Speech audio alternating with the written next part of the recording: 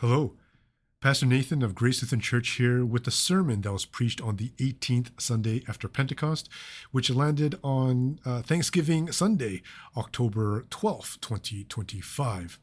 For the links to all the videos and documents and stuff that pertain to this sermon, you can find those in the description for this video, wherever it may be, depending on where you're watching this. But before we get into the sermon, let's have a word of prayer. Holy God, by the power of your Spirit, may we know your love for us. By the truth of your word, may we be set free of all that binds us. By the grace of your welcome, may we be lifted up as your people in the name of Christ. Amen. So there's this modern parable that is making its rounds on social media over the past couple of months. I call it a modern parable because I can't seem to find a source for it other than social media, and also even Google called it that. So to you who created this story, because chances are you're still alive and maybe even watching this, thanks. Anyway, this parable is about this monk who asks his students, if you're carrying a cup of coffee and someone bumps into you, why did you spill your coffee? All the students reply that they spilled their coffee because someone bumped into them. And then the monk says, no, you spilled your coffee because that is what you're holding in your cup. If you had water in your cup, then you would have spilled water. And the monk explains, whenever you get bumped in life, and you will get bumped in life, whatever you're carrying is what you will spill out. So if you're holding on to fear, jealousy, anger, greed, then that's what's going to spill out. But if you're carrying love, compassion, kindness, empathy, then that's what's going to spill out. So every morning you should pause and think to yourself, what am I carrying in my cup today? Profound, huh? I mean, while we can poke holes in the logic of it and make excuses for ourselves and maybe others, the truth of the matter is that we are all carrying something or a bunch of different somethings in our cups. And while we might not always know what they are, they will rise to the surface when the going gets tough and spill out into the world, onto others, and on our nice new clothes. I mean, isn't that always the case? But I don't share this parable to shame anyone, but to invite you all into reflection of ourselves and why what keeps spilling out. Whether it be anger, frustration, or a touch of road rage, I know that sometimes we can't help but to carry what we carry. Sometimes we don't have the means or the ability to let go of the things that we don't want to carry anymore. Sometimes what we carry isn't a choice, but a burden.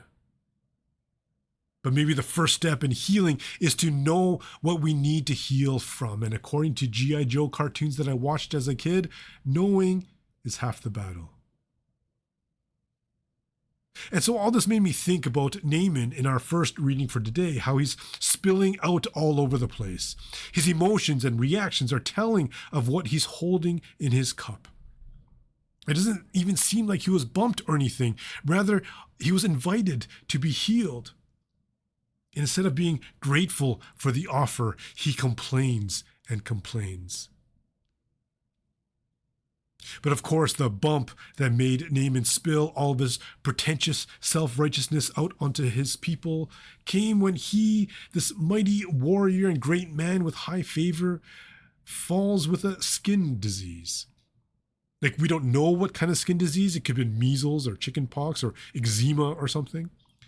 But I'm pretty sure it's not leprosy as we understand it, as he wasn't quarantined or anything. But still, the disease was bad enough that it put a real chip on his shoulder, or a real foul emotions in his cup, as it were. Because in the face of grace, Naaman reacts with suspicion. When shown promise, he is skeptical and doesn't want to believe. When offered healing, he scoffs and pretty much says he can take care of himself. Yeah, that guy was carrying a lot in his cup. But I'm not sure I can blame him. And life is difficult, and we're often thrown these curveballs that really put us in a bind. We don't always find the support and healing that we need, and we might be left stranded and alone with only our wits to save us. So we sometimes could have that bitterness in our cups and in our hearts, just as Naaman had in his.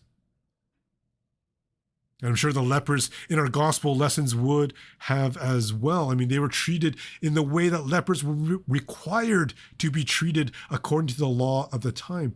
So they likely felt that pain of being dealt a bad hand, the hurt of being outcast and isolated from your community, and that loneliness of being unwanted and unwelcomed. Although they didn't react the same way that Naaman did, and we don't know exactly what they're carrying in their hearts, we could imagine that they weren't exactly the epitome of joy and happiness that we all strive to be. We know the story. Jesus wanders by, they call for help, and Jesus tells them to show themselves to the priests. And while they're on their way, they're healed and their skin cleared. But just one of them comes back to thank Jesus, the Samaritan one, no less. And often when we hear the story, we're told that we should be like the Samaritan leper in having proper manners and say thank you when we're given something. But I think it's more than that. I mean, this text is clear that he was a Samaritan, and I don't think I need to remind anyone of how much the Samaritans were hated on and racially profiled by the Jews as the absolute worst type of people. But I'll remind you anyways. I just did. I mean, so much as the other 9 lepers probably had that bitterness and woe is me attitude held tightly in their cups, this guy had more reason to do so. He had more ammo for his me against the world gun. He had more instances and life lessons that taught him how he just isn't good enough, lovable enough, or welcome enough to ever be more than just an outcasted leper. He had all the more reason, but he still came back and gave thanks. And I think this is where the lesson is, and not just the be more thankful, especially on Thanksgiving Sunday kind of thing. But Jesus' words to this healed leper is where the truth lies. Your faith has made you well, or clean, or whole, depending on your translation. But in the Greek, it's healed you. His faith healed him? I thought that was Jesus.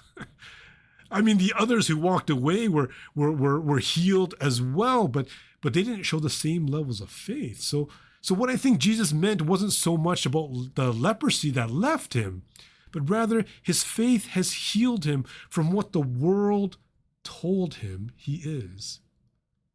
His faith has cured him from the curse of bitterness and skepticism. His faith has taken his cup, emptied out the burdens, the loneliness, the sheer unworthiness that he was made to believe about himself, and filled it with gratitude, love, and a sense of purpose as a child of God. And this doesn't mean that there won't be bad things that will happen in our lives. They will for sure continue to happen. This doesn't mean that we can't feel angry at the state of the world or others who have harmed us.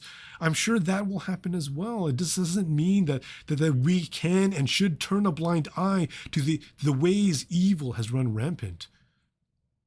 But what it does mean is that even in those bad times, we can dispel the bitterness from filling our cups. Even when times are rough and difficult, we can see God with us, holding us and strengthening us to endure. Even when life is so impossible and we just can't anymore, we can trust and believe that our faith will heal us. Today is Thanksgiving Sunday. It's a day that reminds us a lot of our country and who we are as residents of it. And as you can imagine, this day isn't a celebration for all people. For some, it's a reminder of a horrific past. And with all these mixed emotions surrounding this day, we might wonder how we should feel. But I think above all, no matter what side of the line you land on, we can look to God to be reminded that no matter what the world tells us, we are loved. No matter how we might feel excluded, we do belong. No matter how we are treated by others, we needn't carry the burden of bitterness, but can be liberated by God's grace to have our cups filled with joy, peace, and blessing. So in this season after Pentecost, may we see how God continues to hold and bless us in ways that we cannot imagine and fill our cups with good things, that when we face the difficulties of life, we may continue to spill out God's love and grace unto the world. Thanks be to God. Amen.